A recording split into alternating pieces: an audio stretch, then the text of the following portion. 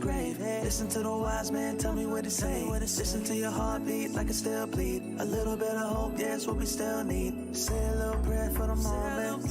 Give what you got, just go in. Can't hold you back if you own it. Live your life like you're chosen. No matter what, I won't let up. It's in my soul, it's in my blood, and I won't take no for an answer. If it don't hurt me, it makes me stronger. No matter what, I won't let up. It's in my soul, it's in my blood, and I won't take it no more. I won't be there. Just leave it to me. I know what I need. You'll find if you see. And if you believe, you live and you breathe, you'll find the key. Know what I need, I know what I need.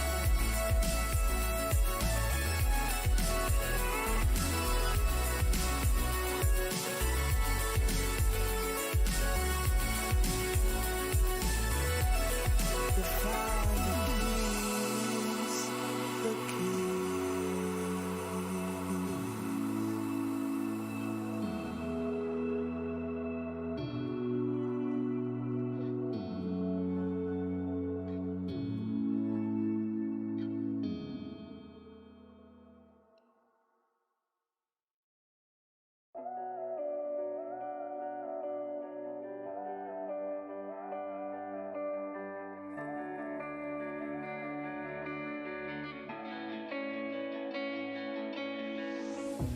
Chasing love in an empty bar. Pour a drink till I make it past. The midnight hour seems to come and go, but I know. Walk on up with a drink in hand, sipping mixers cause you can. And all the lights begin to switch off. You're chasing the light, holding on for life.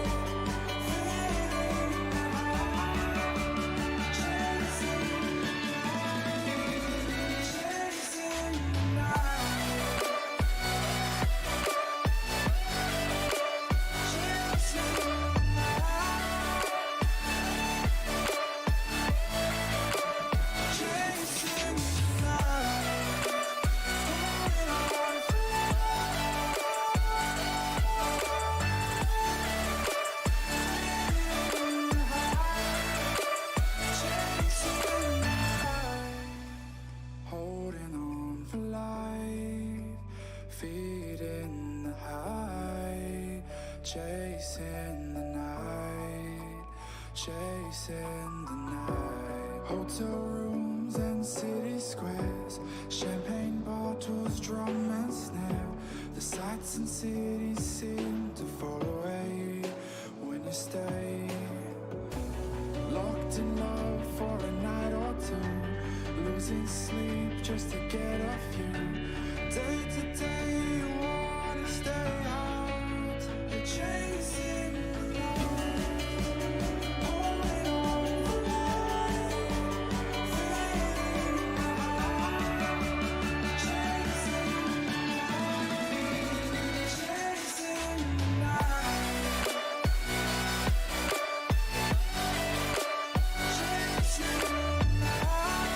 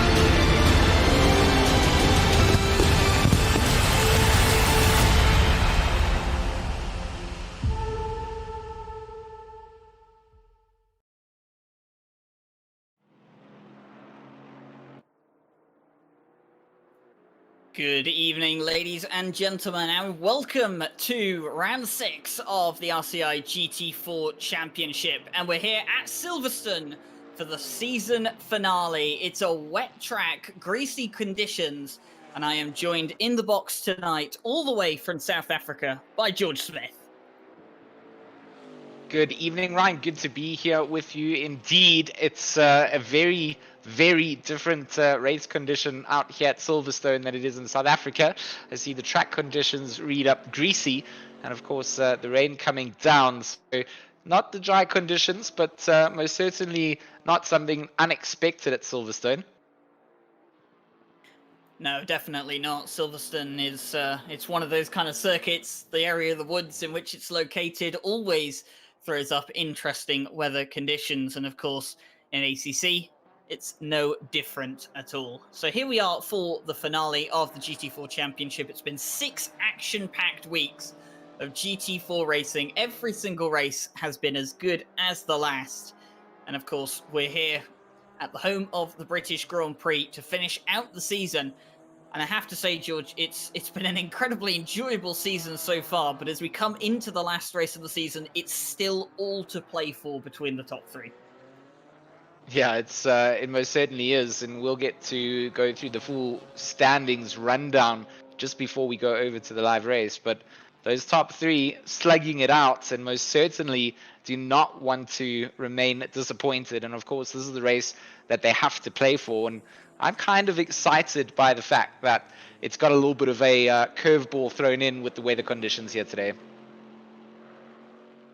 Yeah, so as we come to the end of practice, all these guys going to be finishing their laps. We've had to start a bit late due to a ACC server outage. So these guys have only had 15 minutes of practice in these greasy conditions.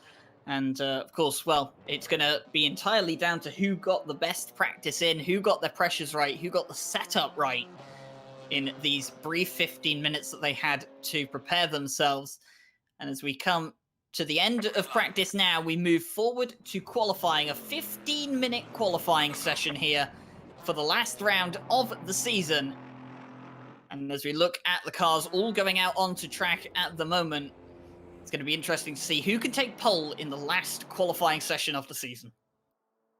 15 minutes for them to get out on track and just sort of put themselves into that starting position for their final race of the season.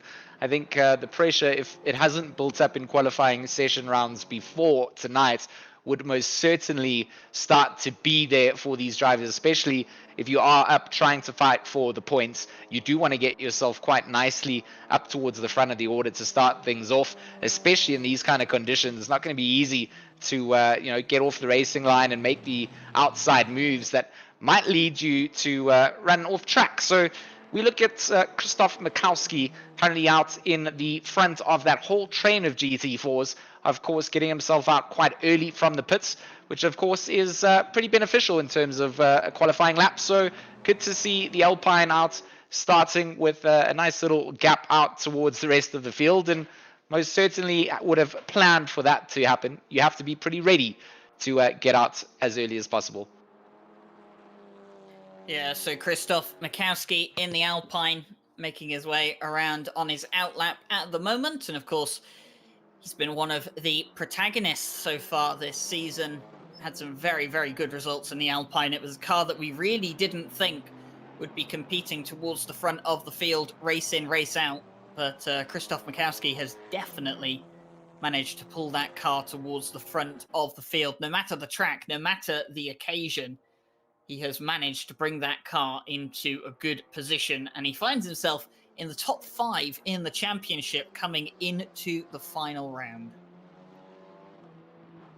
And I mean, that's everything that you really want to bear in mind, is where you stand in the championship. And those cars in front might have a terrible race season or session coming out into this final round, and you might find yourself getting those points up. So Krzysztof Makowski round the final corner now will begin his first flying lap for the session. Will give us a good indicator of where these guys are sitting, and I'm sure the timing sheet will then update us with where everyone fits in. We do see qualifying get quite heated towards the end of the session. The track conditions sort of yield up to that, and Krzysztof Makowski now going to be trying to just get a good banker lap in, try and secure a good start to the session. Yeah, so he's made his way throh Copse, Maggots, Beckett's, and out of Chapel. He comes down the hangar straight. You can see this straight so long in the GT4 cars, but he gets to the end and into Stowe. Long right-hander. The car slipping from underneath him here. Greasy conditions, of course, not the best conditions to be qualifying in. He'll come down into Vale, and now he'll come through the club complex, of course. Very tight and twisty here, but you've got a lot more room to maneuver in a GT4 car than you would in the likes of a GT3. Doesn't go too wide on the exit of club. Now make his way past the Formula 1 pit lane, the international pit lane, and now through Abbey. Used to go left, now it goes right, and then it'll go through Farm Curve, long left-hander, into the heavy braking zone at Village. This is the stadium complex, the new part of the circuit built in 2011.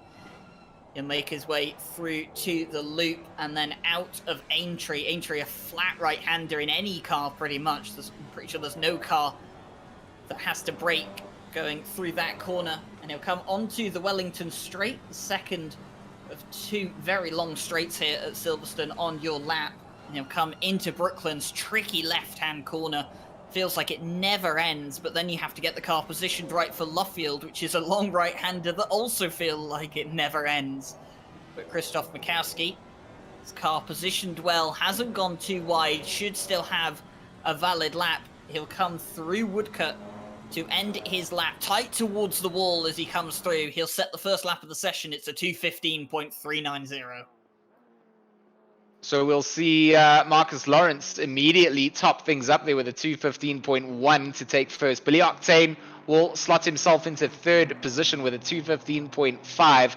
Valentin Barrier jumps up. Samuel Ratz into third place there with a 2:15.4. But immediately Martin Lawrence also going to jump in to the order. Jardier going to set a 2:14.3. Alan Garland coming into second with a 2:14.340.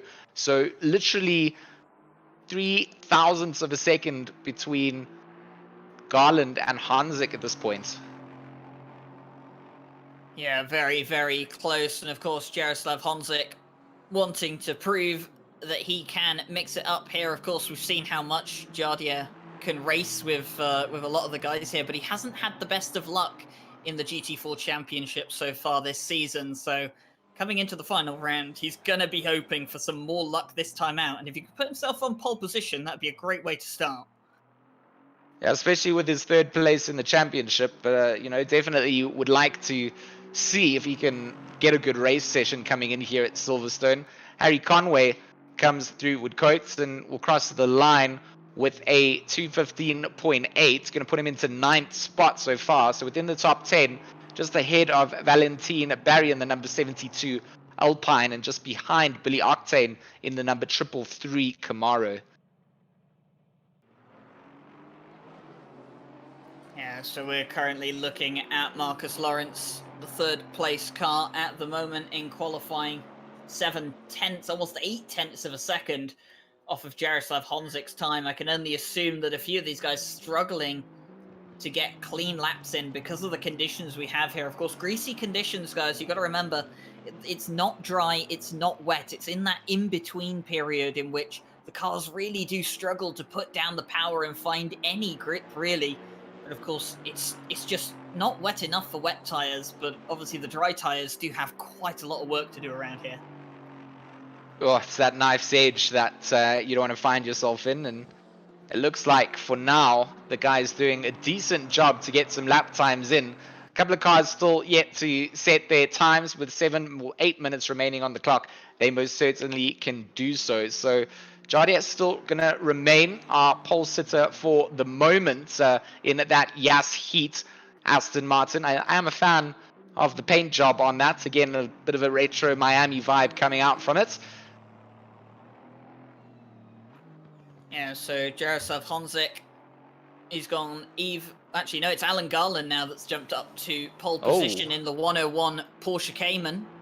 He's managed to go just under 2/10 quicker than the likes of Jardia, as we see Jardia having a bit of trouble on the back straight there. He's struggling to get the car positioned the right way around, but Joe McCauley will move the Ginetta up into 4th place. He's been doing wonders with that Ginetta all season long, and he's managing to get it up towards the front of the grid. And big shout out to the Camaros as well. They're doing good here at the moment in qualifying. Martin Lawrence in 3rd, Mikhail Sundstrom 6th, Billy Octane 7th. Definitely a showing that we haven't seen from the Camaros up towards the front. We've seen them get there occasionally with a few drivers, but good to see the manufacturers sitting within the top 10. And of course, like you mentioned, Joe McCauley in the lone Ginetta. That Ginetta has been doing some phenomenal stuff. Unfortunately, just not quite converting all of those potential race finishes into the points, and finds himself in 5th in the championship, which isn't where McCauley should be in terms of some of the talented parts that we've seen. I guess that's a double-edged question as well, because, you know, just being fast and having pace is one thing. The racecraft and seeing it to the line is a completely different story. And Billy Octane here, currently up on his lap time, or just gone dead on with his lap time, should I say, holding down 7th. Don't think he's going to have enough coming out of Wicote to... It's not a corner you can find really anything into. And will cross the line. Yeah, he's going to just go and set another lap to see if he can better himself. Tinko van der Velde, though, Ryan, currently our championship leader, but he finds himself starting in 11th. Yeah, Tinko van der Velde has struggled, hasn't he, qualifying-wise, ever since he took that rather impressive pole position in the first round of the season at Monza. And he took the win quite dominantly as well. Didn't set the fastest lap of the race, but he was definitely the man to beat. He's only had a podium since that win. And like you said, finds himself at the top of the championship standings, but he's definitely not had the easiest time this season. But having said that, he sets another lap and he'll bump himself up to 3rd place. So now he sits just behind he sits behind Jaroslav Honzik, on the grid at the moment. And of course, Jaroslav Honzik being one of his rivals for the championship. This is another man in the hunt for the championship. Samuel Ratz, currently sitting 12th in the KTM so far on the grid.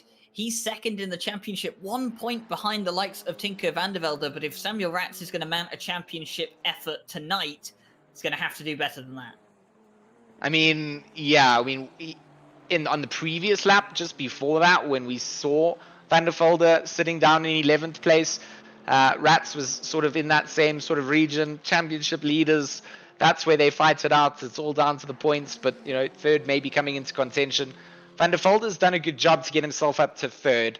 Ratz needs to find a bit of a better starting position, but it's not entirely mission critical. I mean, we've seen Samuel Ratz come back with some incredible race finishes, an incredibly talented driver from Racing Line Motorsports. And the 808 KTM has given a couple of shock factors to us indeed. It's not just the livery dabbled or on the outside of the car, but the actual driving that Samuel Ratz brings out has often impressed us. So 5/10 up now on his previous lap time, jumps himself up to 7th with a 2:14.811. It's not quite up there with Tinko van der Velde, Ryan, but most certainly better than the 13th place he was holding down. Yeah, definitely is better than where he was before. But one of the things I'm thinking of now, George, you know, coming into this race is that this isn't going to be a straightforward race. This race has so much added pressure to it. It's the final round of the championship. We have 3 drivers in the championship split by 6 points. They are the title contenders. There are other people that are still in the running. We'll get into that a bit later.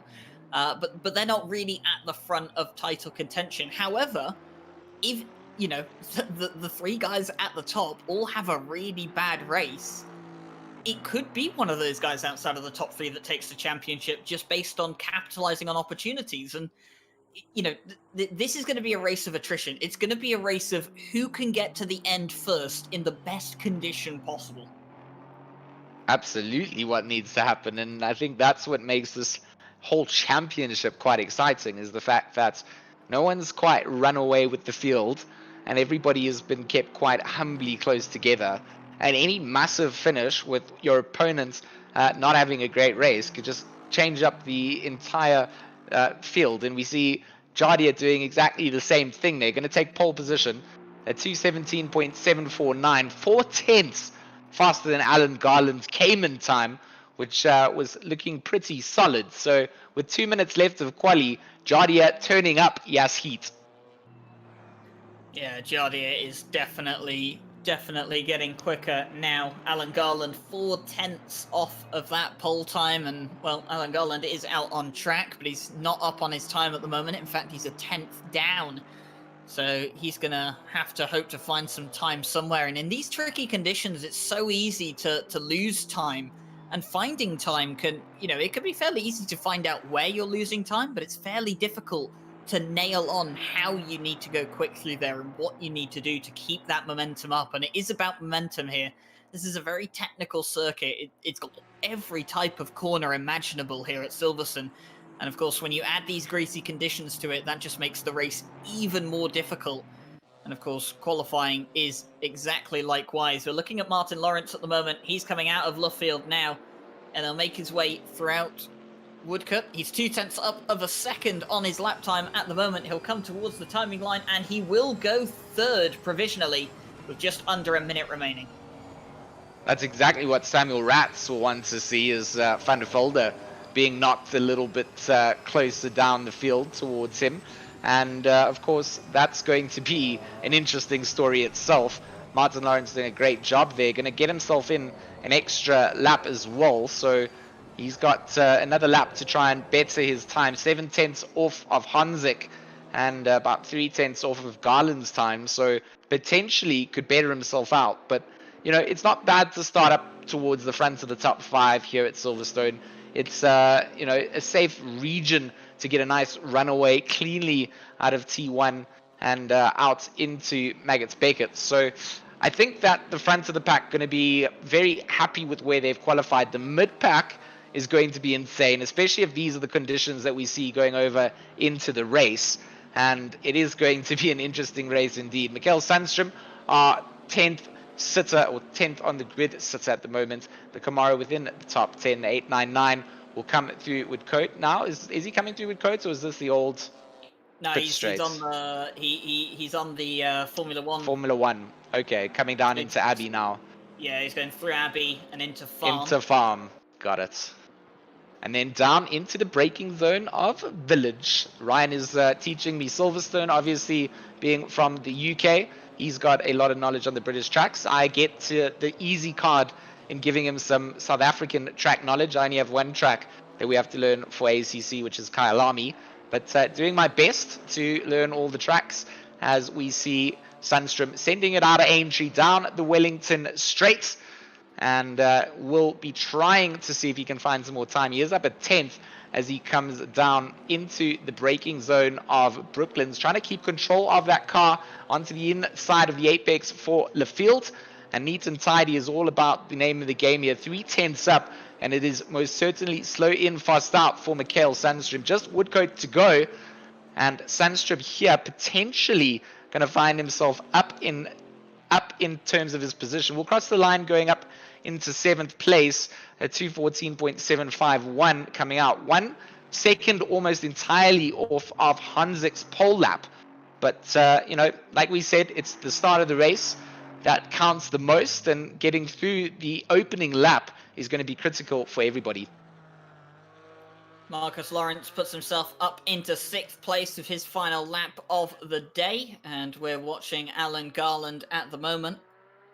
He is currently split even on his lap time at the moment. In fact, he's lost a bit of time coming out of Luffield. He'll go through Woodcote, but like George said, you can't gain time through there. He'll cross the line. He won't improve. And that is your qualifying order for the final race of the season. Jaroslav Honzik on pole. Alan Garland will join him on the second position, first row of the grid. Martin Lawrence, Tinko van der Velde round out the second row. Matt Samuel and Marcus Lawrence on the third row. Samuel Ratz and Mikhail Sundstrom 7th and 8th. Joe McCauley and Krzysztof Makowski will round out the top 10.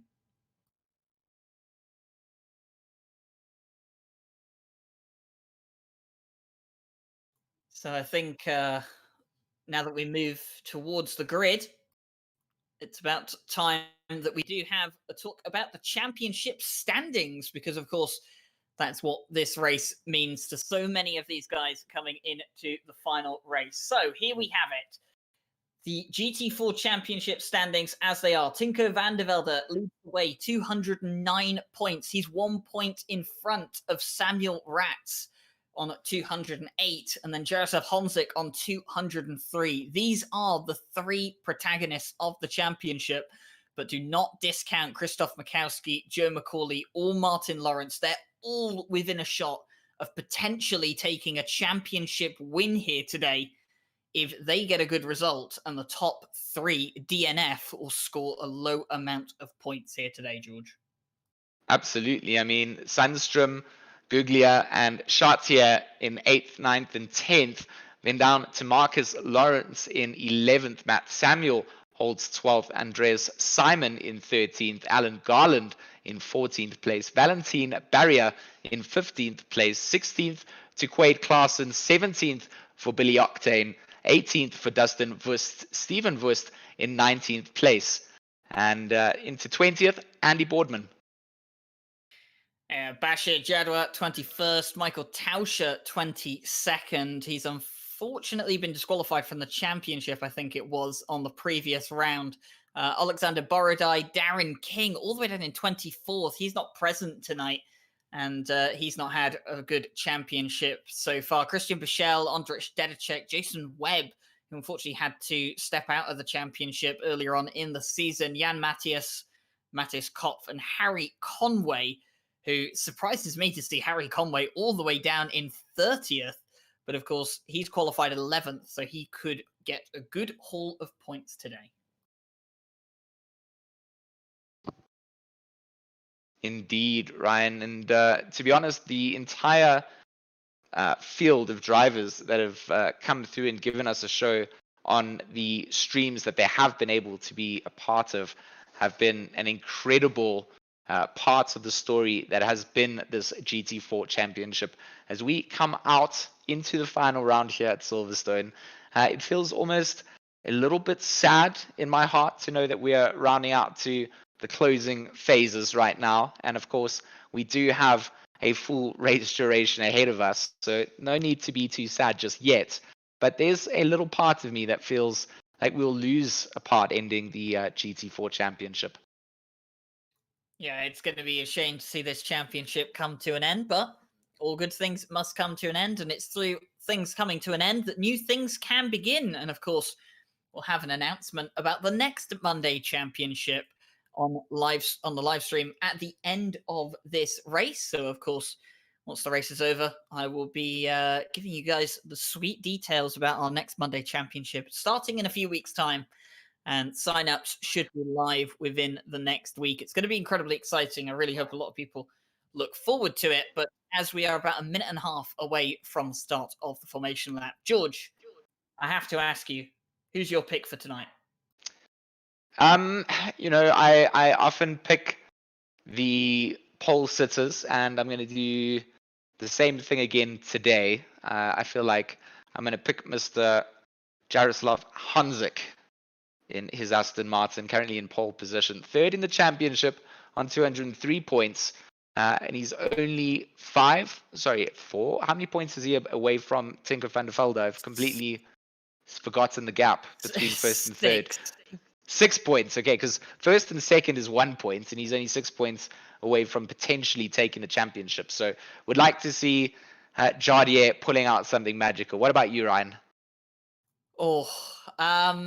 It's so difficult. It's so difficult. I mean, I have such a, I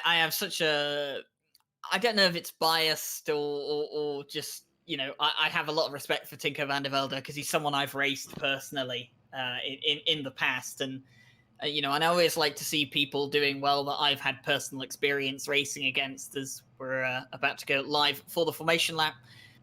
So, you know, I'd like to put Tinko van der Velde down. I'd like to put Samuel Ratz down in the KTM because, well, one, he's driving the KTM, two, it's Samuel Ratz, and you know, I have a lot of respect for the Racing Line Motorsport guys, but I'm going to put down Tinko van der Velde. He's the man leading the championship. He's done well to get himself up into that position, and I think he's got the ability tonight to put himself in the place to potentially secure this championship. Of course, Jardia will get points for pole position. There are points available for fastest lap as well. So I think the gap now with Jardia taking that pole is probably going to be 3 points between Tinko van der Velde and Jaroslav Honzik. So I think realistically, Tinko has to get in front of Jardia tonight if he wants to secure the championship. And yeah, I think this is all set up to be such an incredible season finale. Damp conditions here at Silverstone. We have an hour of racing ahead of us. And it all comes down to this.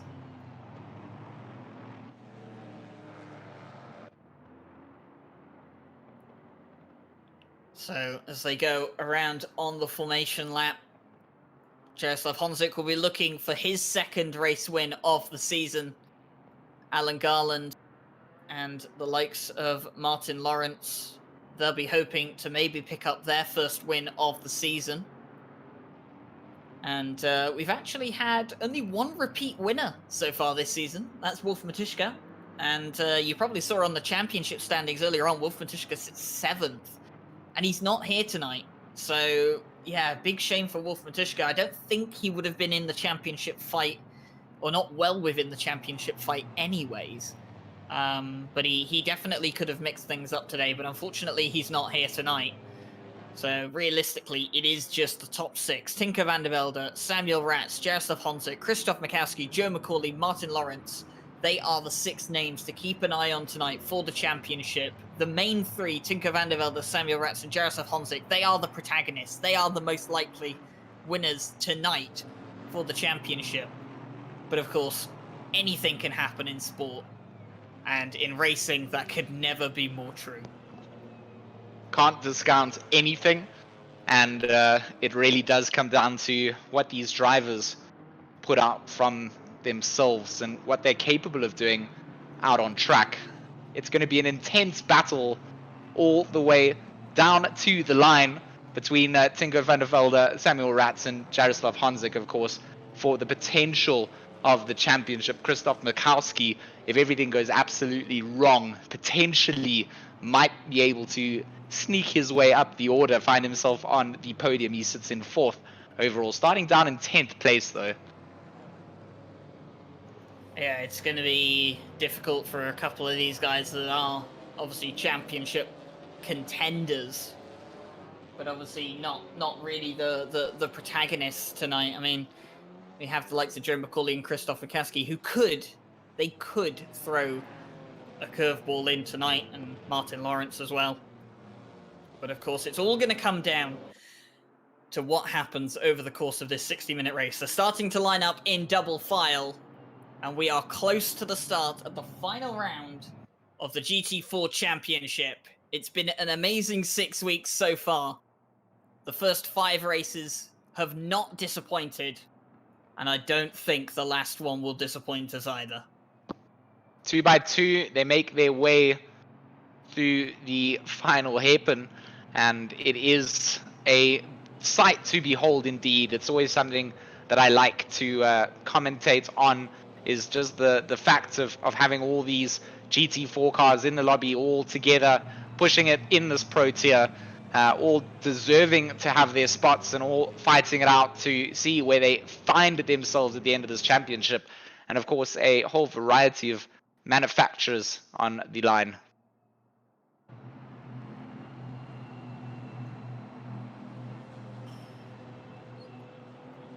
So here we go. We're green at Silverstone for the final round of the RCI GT4 Championship. Jaroslav Honzik down into turn 1. Alan Garland will keep P2 well and comfortable from the likes of Martin Lawrence, but Tinko van der Velde is starting to pressure the Camaro. He wants to try and take 3rd, but Martin Lawrence coming into Maggots and Beckett's will hold the position. Oh, brilliant driving coming out there from Lawrence to just hold off, get that inside line nice and settled.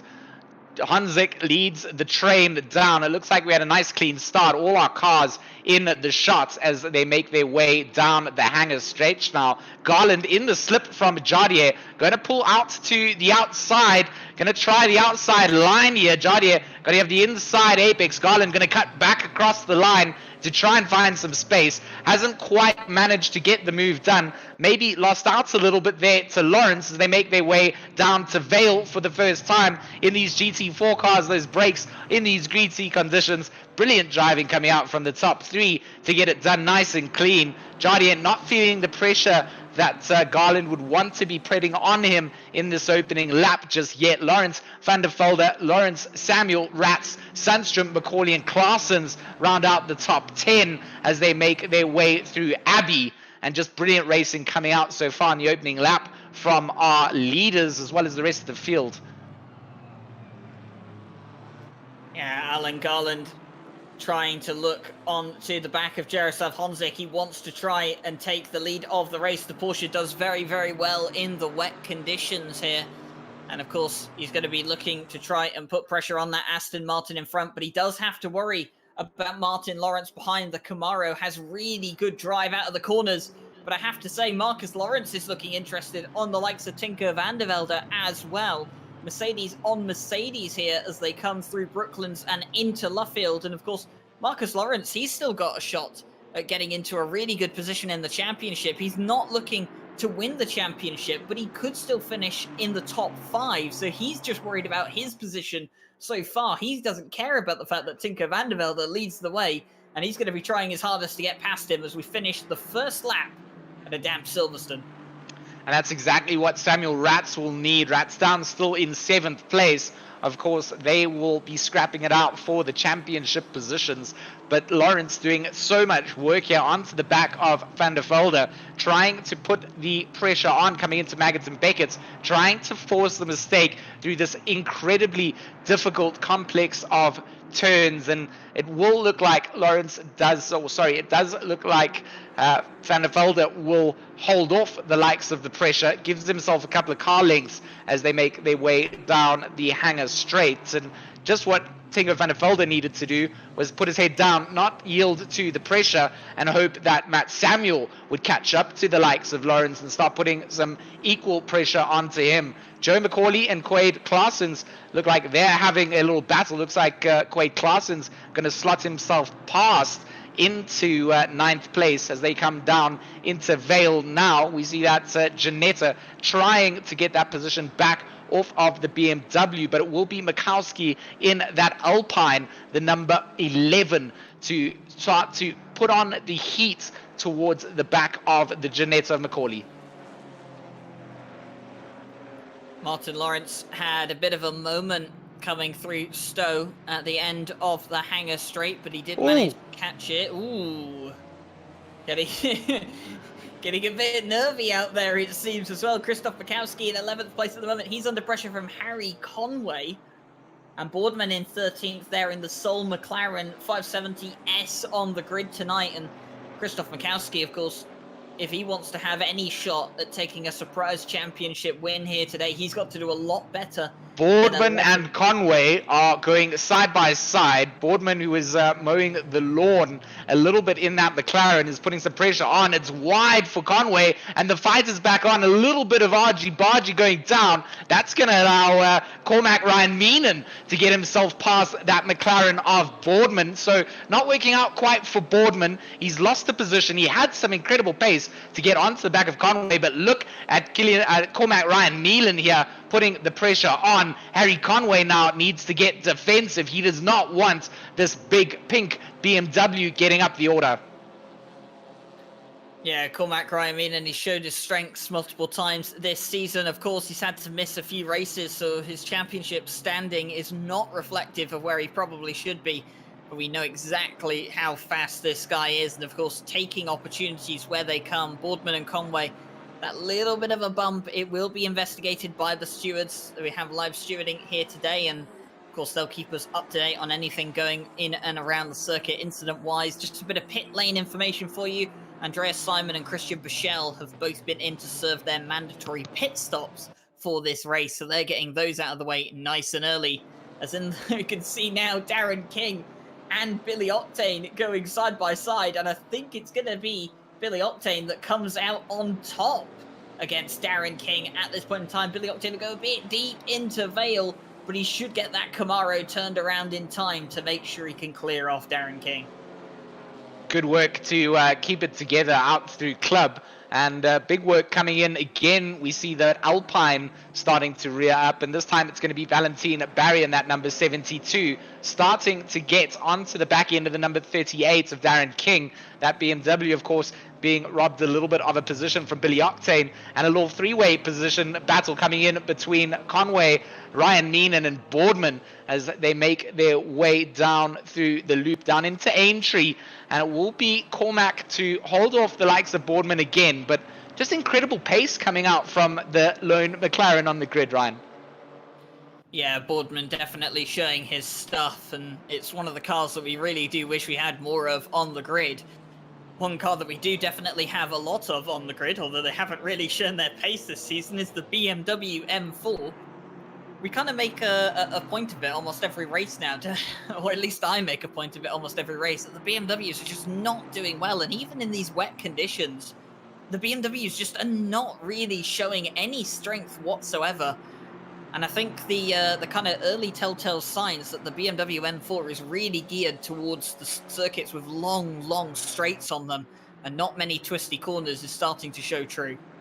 No, I mean, I think your point's always pertinent towards that, because we did see a big pickup from the BMWs, and surprisingly, we thought, with our opening round at Monza, we saw incredible pace coming out from the BMs. We thought, well, any of these tracks with sort of long straightaways are going to benefit the BMWs incredibly, but it was not the case, and that's just the way the cookie crumbles at the moment. It will be Quade Claessens from ATK, fellow South African, up in 9th place, the top leading BMW, and then it's Ryan Meenan down in 13th, and then the rest of the BMW pack is kind of down from 16th onwards, so definitely not showing their strengths at the moment. Samuel Ratz still holding down 7th, but Mikael Sundström starting to put the pressure onto the 808 KTM, and that's not what Ratz wants this early on. He still needs to make his way quite far up the order to catch up to the likes of Van der Velde. He needs to finish ahead, and they need to both finish ahead of Hanzik for sure. So it's going to be an incredibly tight battle. I can't wait to see where things go. Of course, we do have that mandatory pit stop coming in, which adds a little bit of excitement to the race too. So you see that little number next to the race number, a little orange block with the number 1. It will turn to green, as you can see Simon and Buschel down the bottom of the podium. Steven Wust running very wide, coming down through Village. Does make a little bit of contact before the loop, but neither car taken out in the contact. Samuel Ratz still under that attack from Sundström, though. Yeah, Sundström really showing his stuff lately. He's had some good races in the past couple of weeks. He picked up a podium here in the multi-class GT series, not last Thursday, the Thursday before, and then of course picked up a podium on the Friday, I think it was, at Bathurst in the Intercontinental GT Championship. He's got that new direct drive base and he's putting it to good work. He's getting himself right up the order, but of course he has all the skill in the world to put that equipment to use, and he's really starting to show it now. He's pressuring the likes of Samuel Ratz, who, like we said before, he's a championship contender, Samuel Ratz. He's in the running for the championship, 208 points. As it stands right now, Jardia would be the champion. But what can Samuel Ratz and Tinko van der Velde do about that in the next 50 minutes? Too early to call for sure.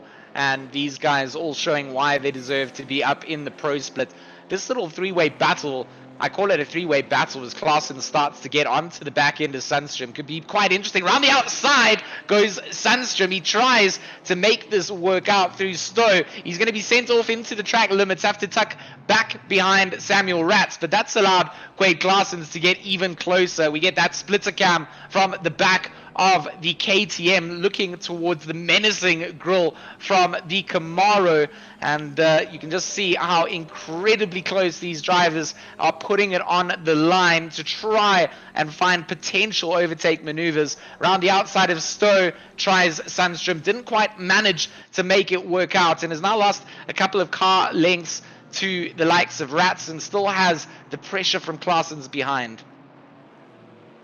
Yeah, so Mikael Sundstrom has to regroup, try again.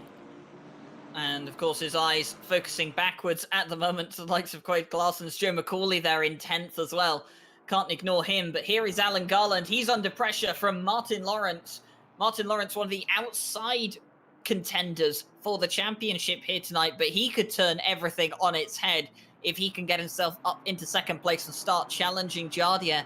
Jardia has started to creep away a bit, but in the first 11 minutes, he's only pulled a 1.5 second gap. So that tells me that Jardia, whilst he is quickest on track at the moment, he's definitely not the most comfortable out there, as he's not just disappearing into the distance. The gap now up to 2 seconds, but that'll be because Garland is having to defend now from the likes of Martin Lawrence. Yeah, it will be interesting to see what Jardia manages to get done with the likes of Garland and Lawrence having to scrap it out. And it is going to be up to Garland to make sure that he can hold the likes of Lawrence back. Samuel Ratz trying to do exactly the same thing to the other Camaro, of course, this one belonging to Sundstrom. Claessen's in that 124 BMW, and McCauley in the Ginetta, also starting to get into shot now. So this battle heating up even more and more as we progress. 47 minutes of racing remaining, so plenty of time for the order to change up, plenty of time for mistakes to happen in the pit stops, plenty of mistake for driver error out on these greasy track conditions as these guys push their GT4 cars to the limit. So really, it's all about just trying to get that car to the line. Joe McCauley has really reeled in the likes of that 124 BMW as we get a lovely onboard shot through the club complex down onto the new pit box straight. Joe McCauley doing his best to just try and stay in the slip of Claessen's, and of course that's going to work out for the likes of Sundstrom, who doesn't want to feel the pressure as he makes his way down onto Rats. Yeah, so Rats still having to defend from the likes of Mikael Sundstrom. And that Camaro, it's been one of the surprise packages so far of the GT4 Championship. Everyone assuming the BMW was going to be such a strong car and such a strong competitor. I mean, how many times have we seen the Camaros finishing in the top 10 and there hasn't even been a BMW in sight? They have definitely been one of the surprise packages, and although people have said it's oversized, it's enormous, it's got a big engine in it, it doesn't matter, it's still competitive. It seems over the course of the season, very well balanced over the course of the tracks. You can see Joe McCauley in the background there. I'm not sure if Joe McCauley has peeled off into the pit lane. I think he has. And now we're looking at Cormac Ryan Meenan. He's just behind the likes of Boardman, I believe it is. Yes, he is. He's just behind Boardman at the moment. And Billy Octane has got onto the back of this pack as well after he got past Darren King just a few laps earlier. I think, big mistake from Boardman. He's going to squeak it out sideways and he's going to catch it, but that's going to cost him some time and position. Will Octane be able to capitalize off Boardman's mistake? Doesn't look like it coming into Maggots Beck. It's not a place that you want to go side by side. Single format it is, and single file they will go. We look back towards the likes of Boardman's McLaren. He was lucky to save it coming out through Stowe. Of course, caught a little bit too much of the curbing exit, of course, being a little bit slippery in these conditions. And we will see potential inside move coming in from Octane. It's going to be defended heavily, and that's going to open things up. Darren King is there to party too. This is now a battle down to the line as well. Cormac Ryan Meenan will lead things away in 12th. 13th for Boardman. Octane in 14th, and King in 15th, all in shot. And again, Boardman makes a mistake that McLaren not looking comfortable. He's going to run back wide. Does manage to rejoin the circuit. He will most certainly have got a track limit warning for that, because he did gain some of an advantage back coming through, and Boardman has to be careful of managing those. But just look how scrappy the McLaren is looking, and just look how much heat is being applied from behind. Almost a double overtake maneuver coming out from the likes of Octane and King. They're going to try and split Boardman around the outside or down the inside. A little bit of contact coming down as well. They will go 3 cars wide, Ryan. Yeah, just some contact, more contact as well between the likes of Andy Boardman and Billy Octane. But Boardman, How does Boardman's McLaren gain the speed on the grass? He comes back again in front of Octane. Octane onto the flashes. Boardman deep once again. This is it. This is the time that King and Octane will get past. King wants to fight with Octane. Octane wants to hold him off. And the number 69 McLaren from Andy Boardman just looking all over the place. And I can't believe the job that he's done to keep it between the lines. Andy Boardman, I have to say, I mean, nothing was going in his favour, was it? 2 touches between himself and Billy Octane, and oh my word, how he managed to keep that for as long as he did. But of course, he did overbreak himself into Brooklands, and well, we've seen the result there. Billy Octane moves forward, and so does Darren King. Boardman won't be too happy about this, and yeah, he's going to have to see if he can try and recover one of those positions. Now we're looking on board with Matt Samuel in 6th place at the moment. He's chasing down Marcus Lawrence, who is on the back of championship leader Tinko van der Velde, and van der Velde hasn't really made up any places so far in this race. He was under, well, he put Martin Lawrence under pressure at the very start of the race, but hasn't really kept that momentum since. And Andy Boardman and Darren King are going to go side by side, by the way, as well. Action going on here down towards Vale and Club. Boardman thinks he has the pace to retake the position from the likes of Darren King, and if he's got the pace, why not? But that McLaren definitely seems to be struggling in these wet conditions, and he's losing it a bit again. Plays the Tokyo Drift song on repeat for Andy Boardman in the 69 McLaren. Definitely the Greased Weasel Racing team living up to their McLaren's name. That thing is not looking stable at all at this point, and it looks like that might be the final nail in Boardman's slip and slide book, because the likes of Octane and King will now continue their way up. They will start to fight, so it might allow him to come back into this at some point.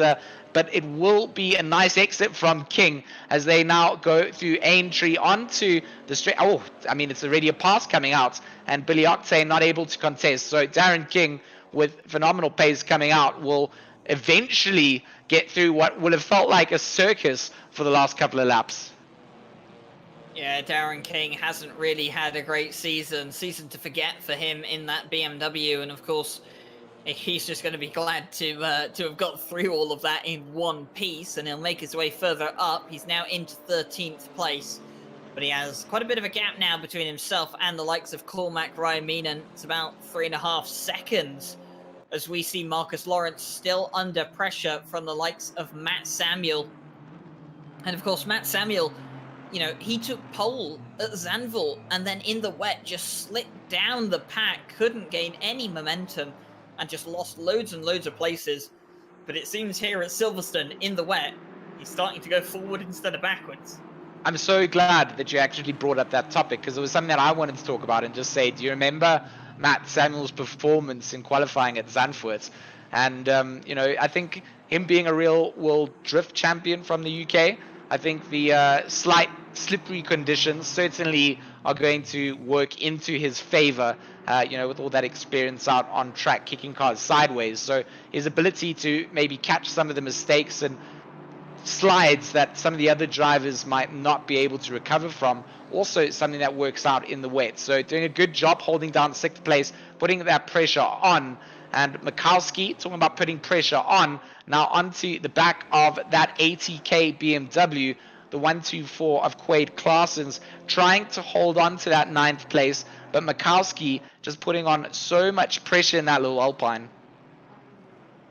Yeah, Mikowski really has brought that Alpine to life so far this season, and he might bring it to life again on the likes of Quaid Claessens here. He's going to look to go around the outside of the loop and through Aintree. There's no way the Alpine's going to hold on through there. No, he has to back off. But incredible commitment there from Krzysztof Makowski.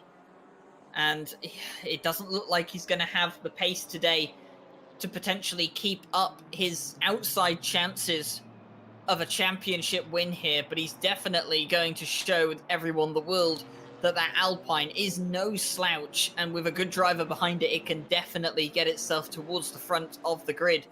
And Quaid Claessens here at the moment, he's just driving for pride as we see Krzysztof Makowski peel off into the pit lane. He's decided he's being held up. He's going to get that stop out of the way nice and early, and I imagine George Smith would approve of that decision. Definitely approved by George Smith. If you're out on track, 39 minutes to go, feeling like you're being held up, being forced into potential situations that could end your race. You don't want to be in those at all, so why not just go and serve your mandatory stop? Everybody's going to do it, and you've then been able to choose to do it, get yourself out, hopefully into some clean air when you get out, and be able to better your position ahead of the driver who you've sat behind. So definitely not a bad decision coming out, and it's quite an early pit coming out from towards the front end of the order. I say that because Makowski went in from 12th place or 11th place, I believe it was. 10th place. He was behind Quaid Claessens. So he went in, will be an early pitter coming out. Macaulay's also been into the pits. Bichelle and Simon, as previously mentioned, have served those pit stops. So plenty of pit stops still to be served, and will be interesting to see where these guys do it. Right now, Marcus Lawrence from PCDC Motorsports, of course, just sitting in a little bit of a sandwich situation at the moment. Can't quite catch up to Van der Velde. Has done well to close the gap down over the last couple of laps, and has put a little bit of space between himself and the likes of Matt Samuels' Aston Martin. So it's an interesting space for Lawrence to be in. Of course, one small mistake coming out from either of these three drivers would cost them those positions dearly. So everybody still feeling that pressure and putting on a good performance. And we see in the background that bright Dayglow KTM entering into the arena, of course, fighting up against the number 66 Mercedes that we see in the front of this train for the championship. That's where you want to see Rat start to get up to, get into the potential fighting position from these three cars. Marcus Lawrence peels off into the pit lane. He's decided that it's better for him to serve his mandatory pit stop now and potentially jump Tinko van der Velde as a result later on in the race. So definitely a good decision from him. Just give you a quick stewarding update whilst we have a chance as well. Jake Boswell has come into the commentator's box to hand off the report to me. And I have to say, George, he's got a big grin on his face. And you know why? Because there's been 3 incidents looked at so far. All of them have come back as racing incidents. No penalties to report so far in the race. And that's good news for everyone. I mean, that's what you want to hear when it comes out to a stewarding report. That's probably the worst thing about sim racing, is the fact that you have to have stewards in there to keep things neat and tidy. So if we can make their jobs easier by having some good, clean racing, that's a top prize coming out. So really good job from all the drivers in the pro split to show everybody what it's all about, to race cleanly and race fairly out on track. And we see Van der Velde here is going to now feel that pressure coming in from the likes of Samuel. As where did Lawrence obviously had jumped into the pits to serve his pit stop, again deciding to not be involved in that little 3-car battle, rather go in for the early pit stop and allow the likes of Samuel to perhaps start to hold Van der Velde up. Oh, there's a great battle going on between Valentin Barrier and the likes of Darren King at the moment. Valentin Barrier has got past Darren King's BMW. Darren King now fighting back as they come into Abbey at the moment. And Darren King doing a phenomenal job, it has to be said, in that BMW. It's not really been one of the best cars to drive so far throughout this championship, but he's definitely giving it all for, and Billy Octane is in the mix here as well. Is Valentin Barrier going to have a look on the inside? He had a bit of a look. Darren King went wide. He was expecting the Alpine to be there. The Alpine wasn't there. And Valentin Barrier, oh, just a little bit of a touch between Darren King and Barrier. Darren King will keep the momentum. And Octane now Octane. up the inside, will potentially be on the brakes. Will he go a little bit later in? King going to be forced out. Barrier trying to squeeze his way through as well. Will come into contact, but 3 cars wide, almost coming down. And into the field they'll go, but it will be wide for Octane. Will this be the position back to Barrier? Barrier going into the pits, not wanting any part of that. Will leave King and Octane out on the track to fight it out. Oh, these guys having a great race at the moment. Darren King and Billy Octane, they're in the thick of it, aren't they? They've been involved in almost every piece of action we've seen going around so far. And of course, they're not leaving each other either. Billy Octane sticking with the likes of Darren King, and in fact, he was ahead of him at one point in this race. So, yeah, Billy Octane more than pulling his weight here today. Valentin Barrier will do that early pit stop, see if he can jump either of these guys. Darren King getting a bit squirmy, coming out of Beckett's and through Chapel. And I think it's going to be one of those kind of races where you're just always going to be on a knife edge. I've actually just watched Valentin Barrier come out of the pit lane. He almost hit the wall on pit lane exit, but he did manage to get out cleanly. And it just shows you, even on pit exit at the moment, it's so treacherous around here, as Billy Octane is still putting the pressure on Darren King. I mean, we just cannot discount the incredible monstrosity that is the Camaro versus this BMW at this point. It seems like they're continuing to just go at it down the straights. It looks like the Camaro just reeling in the BMW, switching over to that battle between 4th and 5th. Tingo van der Velde in the number 66 Mercedes, holding off that 996 Aston Martin in gold and green. And it's a good job from Matt Samuel here. We didn't see him reeling in the likes of Lawrence too much. We saw a little bit of pressure coming down, but most certainly has found that pressure switch onto the likes of Van der Velde, and that's going to start forcing the number 66 to have to go defensive. Well, it's not Matt Samuel. He's had enough of that. He's also going in to serve his mandatory stop. So a lot of drivers here looking like they're getting into that potential position to battle, and the only two that are leaving it to be out on track. Darren King goes massively sideways as he saves it somehow through Brooklands, keeps ahead of Octane coming through the field, and incredible driving coming out from both these drivers, and neither one of them, Ryan, wanting to jump into the pits and put this action on ice. They just continue to throw it out, and if it becomes a drift city, well, it becomes drift city. 5-second penalty coming out to Octane. I'm sure we're going to hear a bit of an update on that as well. Yeah, so that 5-second penalty has actually come from contact with the 38, and the 38 being Darren King. So Billy Octane has had contact with Darren King at some point, and it does say that Billy Octane does give the position back. But I'm guessing that's why Valentin Barrier was so close to the likes of Darren King and Billy Octane, because he was quite far back from those two. So I'm guessing... so potentially open things up there. And yeah, there was contact that slowed both of them down. Does give the position back, so lowers his penalty down, but still will have 5 seconds to his name. And to be honest, that's a bit of a biggie when it comes down to races like this, where everybody is so close together, and you're going to have to put in big work to get past that.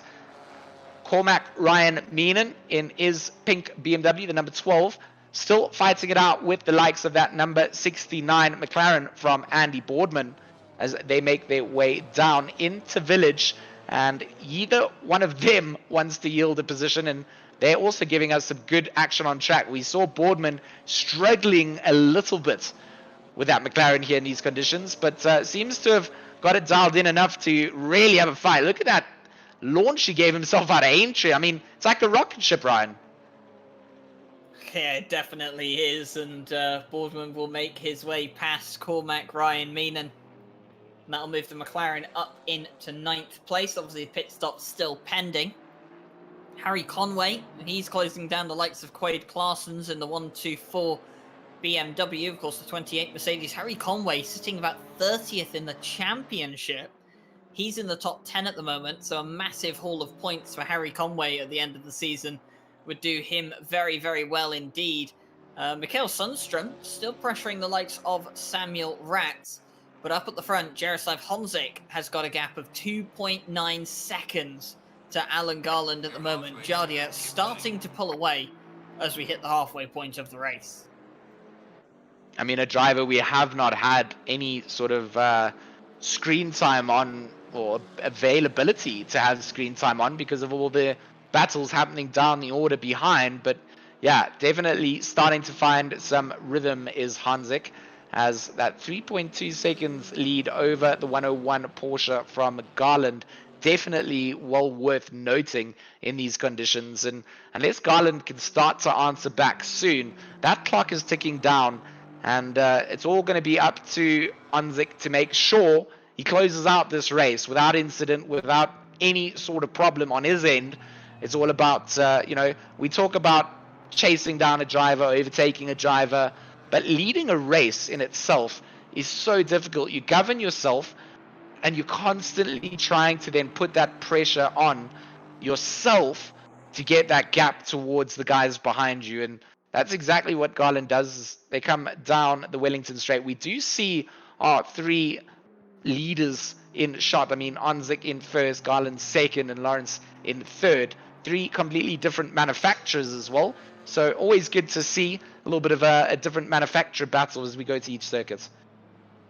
Yeah, I mean, in fact, if you look at the championship standings, it's 7 different manufacturers in the top 7 places, and it's 8 manufacturers in the top 10.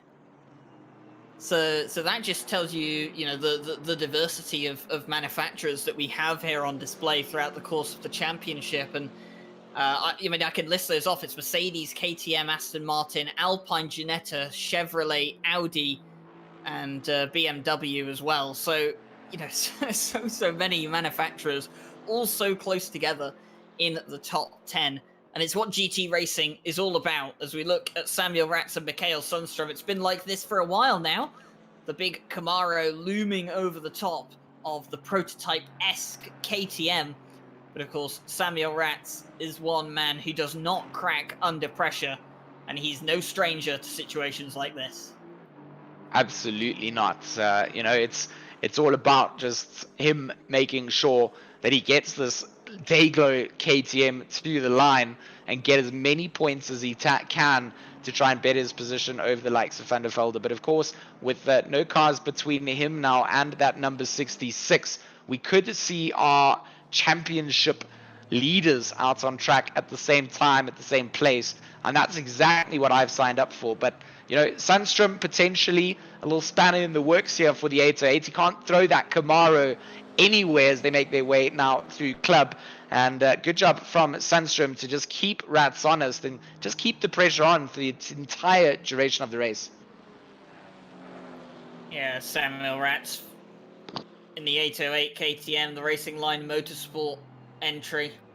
He's probably going to be racing at the 12 Hours of Bathurst we have coming up in October. Quade Claessens for ATK, rumoured that he could be racing in the 12 Hours of Bathurst in October as well. And of course, we'll have some more information on that race and the 3 hours of the Nürburgring that we have coming up next month very, very soon. And of course, an announcement on the next Monday Championship coming at the end of this race. So do make sure to stick around as soon as the race is finished, and you'll get all the up-to-date information on the new Monday Championship. But we're living here in the present, not the future right now. And it's Quade Claessens defending from Harry Conway. Harry Conway sitting 8th at the moment. We mentioned earlier, he's 30th in the championship. He could really, really use a good result right now, Harry Conway. And this would be a perfect opportunity for him. Getting a bit squirmy on the exit of Luffield now coming through Woodcut. He's just not going to be close enough to pressure Quade Claessens into a mistake or force a move. But this is one of the things that Harry Conway does, though. He just kind of sits there very patiently. Ooh, bit of a mistake from Quade Claessens as we switch back to Samuel Ratz. And he's still got the likes of Mikael Sundström behind him. Mikael Sundström, he's been on a very good run of form recently. And Samuel Ratz actually going wide out of Chapel. He'll cut the corner. This will give Mikael Sundström a good run down the hangar straight. The Camaro going to have the grunt in a straight line. He's going to go side by side with the likes of Samuel Ratz. He's going to be on the outside coming into Stowe, but the Camaro just has so much grip compared to the KTM in the wet. He'll go round the outside. And what a move from Mikael Sundstrom in the Camaro. And he will take 5th place from Samuel Ratz. And I have to say, Samuel Ratz won't be too happy about the fact he's just lost 5th position. But I think even he'll be amazed at the move that Mikael Sundstrom just pulled out there.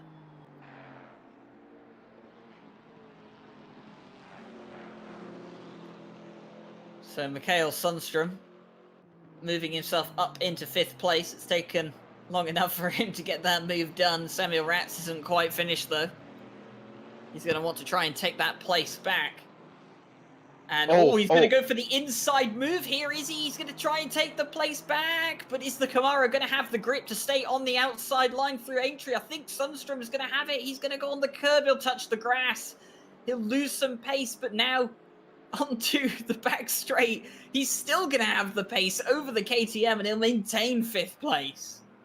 Yeah, somehow it just seems like, I don't know, can we call the grass at Silverstone the turbo grass? Because at this stage, we've seen more cars make speed down at the back of Wellington Straight going off track than we've seen guys getting track grip on the surface. And Mikael Sundstrom just showing exactly what the grunt of the Camaro can offer.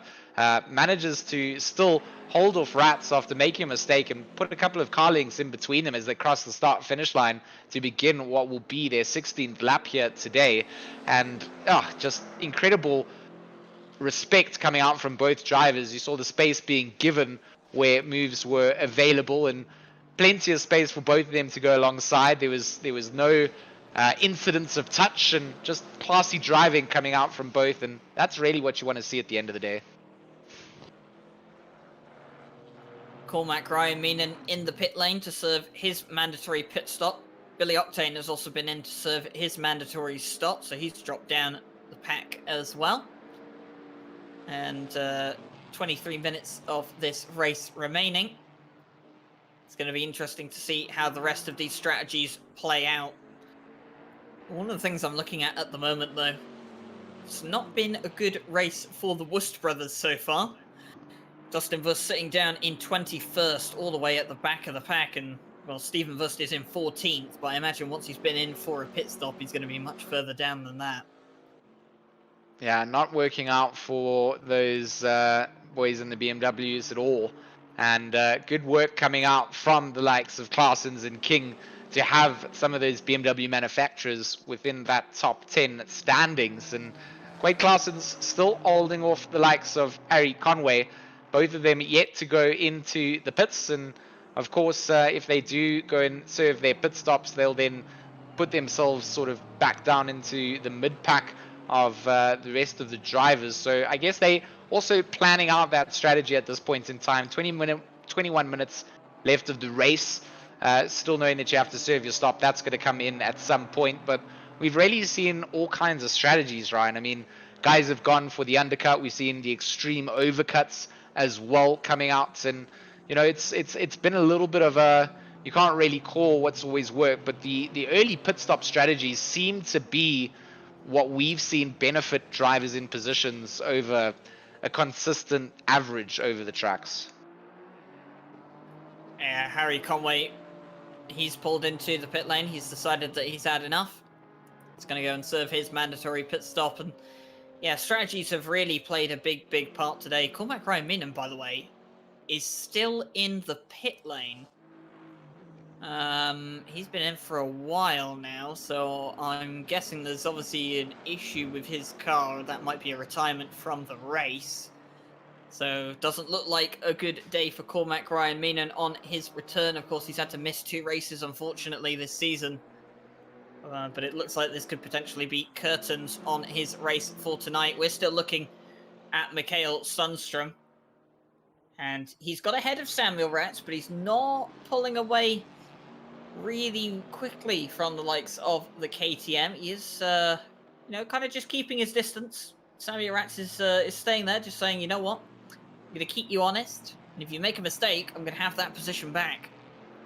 Well, that's all where that agility of the KTM side really is going to come in. Doesn't really have the grunt down in the long, fast stretches, but most certainly can put the size factor of the KTM to good use to just throw the car into the more tight and narrow sections of the track, and that's really where Rats is trying to keep Sundstrom honest. But like you said, that gap not really extending an extreme amount. Looking at Valentin Barry, of course, has been in to serve his pit stop. This number 72 Alpine feeling the heat from the 162 from Andreas Simon. And right now, that's just the battle down for what would be 18th place. On the inside, Simon might have a little look, not quite there to get late enough onto the brakes. And Barrier will go through Stowe ahead.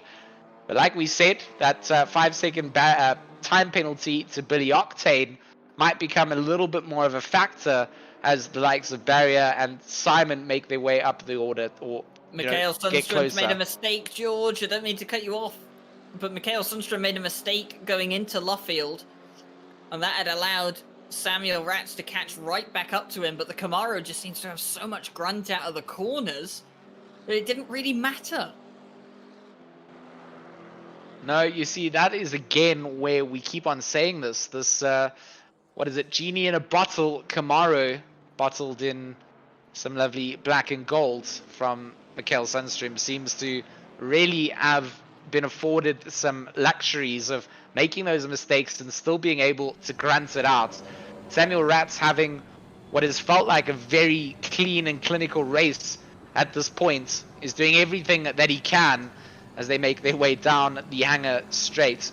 On board inside the view and the cockpit view of the KTM, a view that we don't often get to see. Lots of what feels like scaffolding around the inside to put a roof onto what traditionally would be what is a convertible crossbow as the consumer level version of the car. But Mikhail Sundström into Vale, bit of a mistake coming out, and you just see how quickly Rats will snap back, and that's exactly what the Racing Line Motorsport team does. It's consistency and pace, and they just wait for the opportunity to pounce.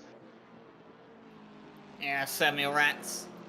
It's been around for quite a while now. ACC has not been, well, it hasn't been around for a long time in terms of sim racing history, in the brief history that sim racing has.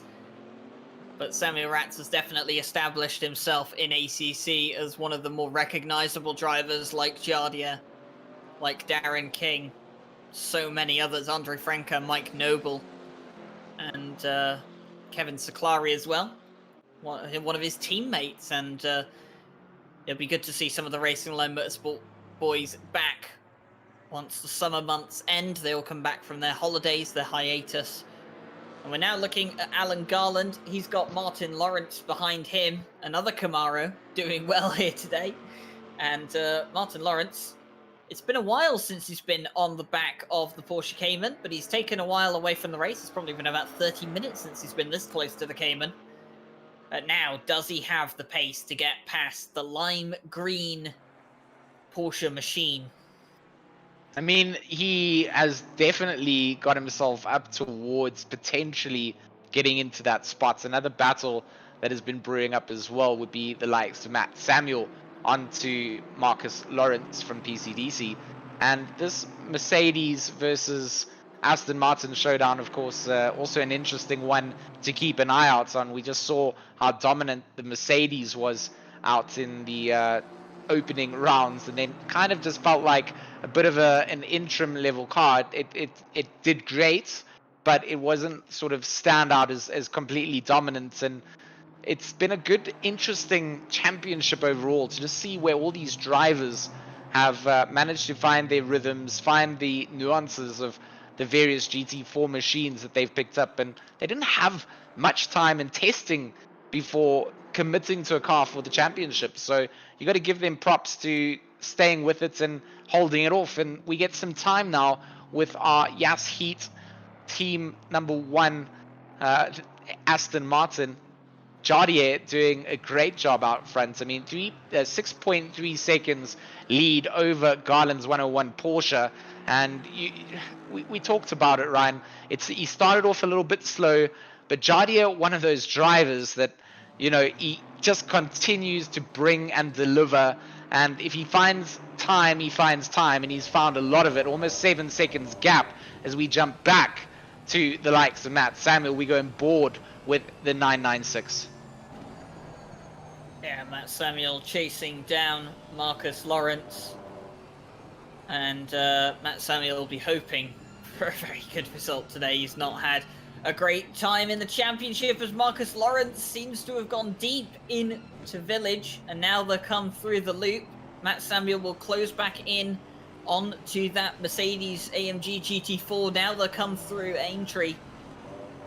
And very, very close to the back of the Mercedes. Is Matt Samuel going to have a dive down into Brooklands? He's going to have the pace. He's going to try and go side by side. He's not quite going to have the pace, but it doesn't matter because Marcus Lawrence has gone wide, and that's going to allow Matt Samuel to go through. He'll say thank you very much to the Mercedes of Marcus Lawrence, and patience is rewarded for Matt Samuel. I think it's also a case there, again, of, respectful driving. I think Lawrence saw that the move was coming onto the inside. He wasn't then able to hit his apex, but then, doesn't compromise another race, continues to hold his line, and that's allowed Samuel to get himself past, get himself into that top 10 spot. The gatekeeper, so to speak, but will not be an easy thing to hold on to. We'll now need to make sure that the likes of Lawrence does not get back into this with, coming into the last 14 minutes of racing. Pit stops need to still be served by all the drivers from first down to 9th, as well as Steven Wust sitting in 12th place. So drivers here that are out on track, pushing it a little bit longer, definitely going for a bit of a later stop. So it'll be interesting to see where things potentially shift themselves up after the next bout of pit stops. Yeah, so Matt Samuel doing very good. And of course, all this plays into Tinker van der Velde's hands. If Matt Samuel and Marcus Lawrence are going to start fighting with each other. But it looks like Matt Samuel has got the pace to get away from the number 13 Mercedes. We'll switch back to Alan Garland. And he has Martin Lawrence still behind him and still very, very close. The Camaro not letting the Porsche Cayman get away. And I get the feeling this is going to be one of those battles that's going to go all the way on towards the end unless one of them makes a mistake in the pit stops. I can see this one coming down to the wire. Samuel Ratz still keeping up with the likes of Mikael Sundstrom. That battle is not done yet. I mean, you're not wrong. I mean, Sundstrom and Rats, they are, putting on their own little fights in the order as well. I mean, these two, again, just the slog out has come in. The little KTM of Samuel Rats has just not let this Camaro bully its way through at all. Kept him really honest throughout the entire duration of the race. And right now, Sundstrom is doing his best job to keep the Dayglow KTM at bay. But it's going to be a hard task to do for the next 12 minutes. Coming into the end phase or closing phases of the race, these guys have been driving on a track that has been greasy since the start. And of course, they would have adapted to those conditions. But one slight slip up, one slight mistake, one clipping of the grass in the wrong direction, and this could all change around. And right now, Rats needs to keep going. He needs to make sure that once the pit stops have come through, that he can try and capitalize on those points. Boardman will get by on the inside of the likes of Claessens coming through Stowe. So that will be a change of position for 6th and 7th. Boardman really starting to find that rhythm. We thought he was struggling hard early on. Of course, still needing to serve his pit stop, as will Quade Claessens. But that McLaren, certainly the number 69, has come back to prove us a little bit wrong in terms of not looking comfy. Mikael Sundstrom under pressure from the likes of Samuel Ratz. He's going to have the inside line coming into the loop, and Samuel Ratz will take the position from Mikael Sundstrom. They'll come out of Aintree at the moment, but surely Mikael Sundstrom won't have the pace out of the corner. No, he won't. So Samuel Ratz moves himself back up into to 4th place ahead of Mikael Sundstrom, but Sundstrom's not quite finished yet. The pace of the Camaro down the straight, he's going to have the inside line. He's going to try and get onto the inside, but Samuel Ratz is not going to be having any of it.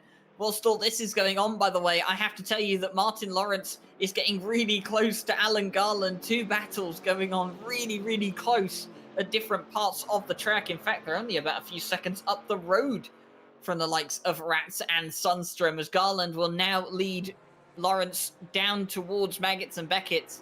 And this is going to be one of those really, really tricky sections of the track, especially in these conditions. You don't want to get too much onto the curbs, especially the anti-cuts. They will send you flying here. But as Martin Lawrence follows out of Chapel, is he going to have the pace? It looks like Tinko van der Velde has managed to come out in front of Matt Samuel after the round of pit stops, but Matt Samuel is not going to give up. He's going to try and take the position back into turn 1.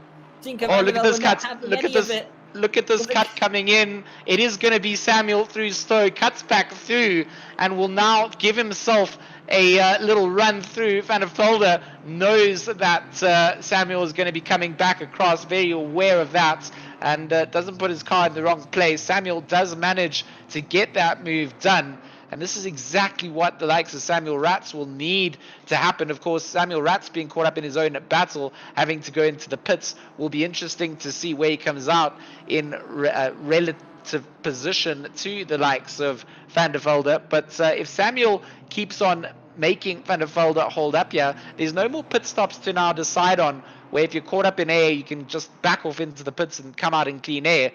It's now or never. It's time to shine. So I've been running the numbers, George.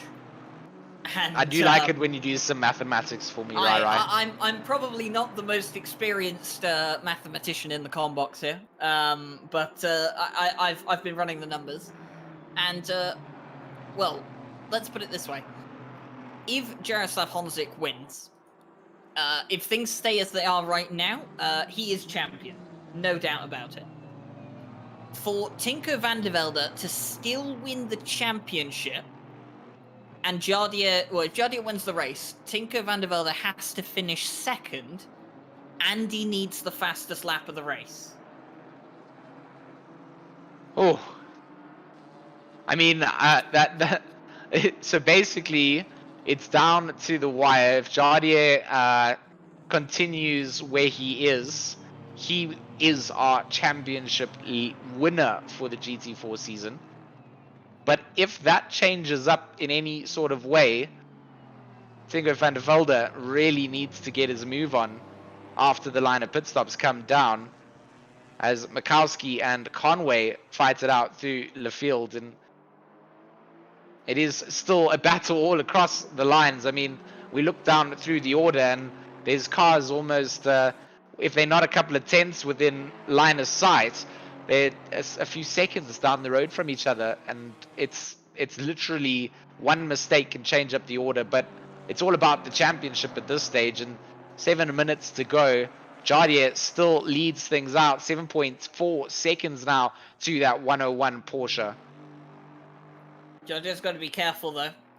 You can't start thinking that he's won this already. I'm sure he probably isn't. But things can change so quickly as he comes in towards the loop now. And, I mean, we've seen it so often, haven't we? Someone's thrown away a good result, speeding in the pit lane, miss the pit box, mess it up a bit. You lose so much time in the pit lane. Or even just a mistake in these conditions could end up in the wall, and that could be race over.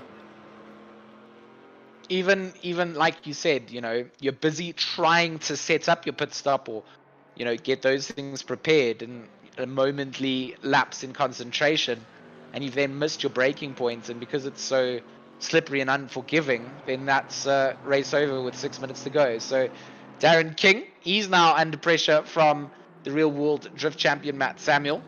Of course, Matt Samuel having gone in to serve his pit stop already, so it doesn't really benefit King here to fight for this position. It does, however, negate that gap that Samuel's built up to Van der Velde if he can't get past. Of course, King not obliged to let anybody through here, but Samuel will be wanting to try and find a way. Down the Wellington Straight, though, is not going to be the place. No, definitely not. But this is going to frustrate Matt Samuel, because obviously Darren King has not completed his mandatory pit stop, but Matt Samuel's going to get onto the inside as they come out of Luffield now. And this is going to create problems for Darren King. If Darren King wanted to go into the pit lane this lap, he's not going to be able to do so because there's a car on his inside. Matt Samuel is still going to have the inside. Surely at this point, Darren King is going to concede the place he does. And now that puts Tinker van der Velde in an awkward position, because now he's got the BMW of King between him and Matt Samuel. And of course, Darren King still needs to do a pit stop. Jaroslav Honzik has been into the pit lane to complete his mandatory stop. Quid Claessens has also been in to complete his mandatory pit stop. And Jardier, well, he wasn't running away at the front completely. And he's come out in 4th position at the moment.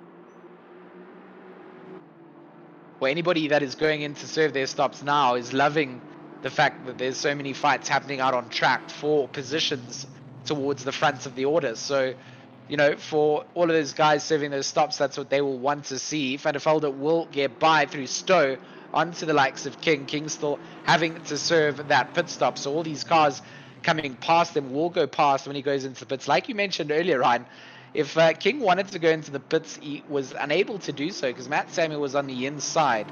So with 3 minutes and 46 seconds on the clock as my latest update, it will most certainly be the mandatory pit lap coming in from Darren King on this lap. So he has to be careful that he doesn't put himself in that same position where he doesn't have access to the pit entry.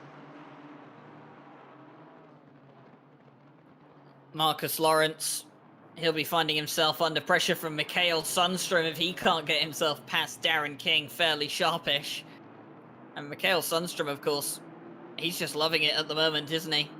On the back of Marcus Lawrence. He knows that Marcus Lawrence is being held up by Darren King. Darren King is going to leave it as late as possible. Garland and Lawrence are in the pit lane. And this is going to be important for P2 and P3 in this race. 3 minutes to go on the clock. Just got to send your best hopes out to all these drivers with their pit stop strategies working out the way that they wanted. Nothing worse than being robbed off with something like that. King will be able to peel himself off into the pits, which will allow the likes of Lawrence and Sundstrom to begin to put some pressure onto Tinko van der Velde. And that's exactly what the likes of Rats will need, as he currently still sits himself in 3rd place. Will jumps up to 1st place to lead the race. Will have to go and serve his mandatory stop on the next lap, so leaving things really late as we watch Mikowski here feeling the pressure from Conway as they make their way down towards Maggots and Beckett's.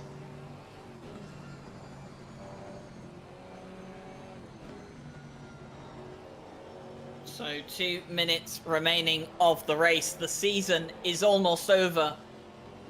But it's not over yet, and Harry Conway thinks he could still gain places. Mikael Sundstrom thinks he could still gain a place as well. He's catching up to the back of Marcus Lawrence in the Mercedes. What a result this would be for Mikael Sundstrom if he can put himself into battling with some of the championship contenders in the last race of the season. Marcus Lawrence has gone deep, and that's going to allow Sundstrom to come back on the outside line. He's not quite going to have the pace to do it coming through club. But Mikael Sundstrom is really putting on the pressure now on the likes of Marcus Lawrence. He's not going to have a look on the inside of Abbey, no. But he will keep that Mercedes honest. And Mikael Sundstrom, I have to say, he's really turned it up a notch ever since a week ago. He picked up that podium here at Silverstone, and I tell you what, he's not quite done yet. No, going to put himself on the outside of the loop. Going to try and cut himself back through on the way through to Aintree, but has cost himself a couple of tenths on the exit. So we'll have literally 1 lap to complete his maneuver if he's going to try and do that. Rats will go into the pits to serve his mandatory stop, which means that Jaroslav Honzik will take over the lead of the race as predicted. And Mikael Sundstrom tries to go out wide through the field and cuts himself back again onto the back of Lawrence. And this is good driving to see from the Camaro. Not afraid to stick it onto an alternate line, try shift up the potential attack onto the Mercedes. Samuel Ratz will come out in 4th place. He's ahead of the likes of Matt Samuel. So Samuel Ratz has jumped Mikael Sundstrom in the pit lane. And he's also managed to jump the likes of Tinker van der Velde, Marcus Lawrence, and Matt Samuel as well. So incredible strategy move there from the likes of Samuel Ratz, but it won't make much of a difference for the championship, unfortunately for him. He'll be in 4th place. Joe McCauley currently 10th. He's fending off Krzysztof Mikowski in the Alpine. We're on the final lap of the race here. The final lap of the season. And this race has been a bit calmer than some of the other 5 that we've had the pleasure of commentating on so far. But I have to say, George, this GT4 class, it's come into ACC with a bang and it has not disappointed. Incredibly close driving has been given to us, a real present coming out from the drivers out on circuits. And of course, McCauley not done in that. Janeda trying around the outside of Vale will come into contact with the side, and this is going to open up the likes of Mikowski in that number 11 Alpine through the club complex. And Conway going to have to slot back, but look at the speed coming out from Mikowski. He's going to switch things back up. He's going to not have a look through the inside of Abbey, I'm sure. No real room to do so, but the 3 of them will continue round. Just to bring your eyes over to Jadier, please, if we can, as of course he is going to be making his way down for the final time through Woodcote. So Jaroslav Honzik, he'll beat all the odds. From pole position to win, Jaroslav Honzik, he will take the GT4 championship here at RCI. An Big incredible drift. drive from the Yaz Heat driver in the Aston Martin. And he's going to show off as much as he can, and it's well-deserved as well. Alan Garland will finish 2nd, with Martin Lawrence in 3rd to round out the podium. Samuel Ratz will finish 4th, Matt Samuel 5th, Tinker van der Velde, who was the championship leader coming into this race, is 6th, Marcus Lawrence 7th, Mikael Sundstrom, he looks to have 8th place locked down. He will have it locked down as Conway finishes 9th, and Joe McCauley will round out the top 10. And I have to say, they're only going to be brief calculations because I haven't quite had the time to run through all the permutations yet. But I think that Samuel Ratz is going to finish 2nd in the championship and Tinker van der Velde will be 3rd in the championship due to the finishing positions.